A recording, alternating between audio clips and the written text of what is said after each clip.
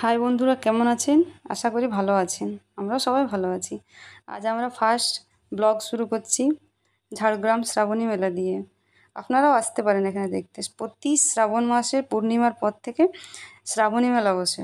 শ্রাবণী মেলা শ্রাবণকে উৎসর্গ করে বানানো হয়। এখানে বিভিন্ন রকম দোকান, অনেক বাইরে বাইরের থেকে দোকানগুলো আসে।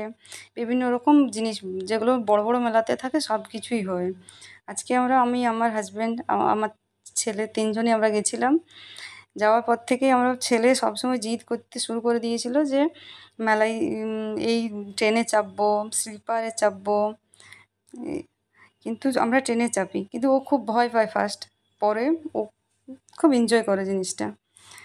এখন এত শ্রাবণে এত বৃষ্টি, তার মধ্যে এত লোক, তবু মানে বৃষ্টিকে উপেক্ষা করে সবাই মেলায় চলে গেছে। আমার ছেলে স্লিপারে চাপার জন্য জিদ করছিল।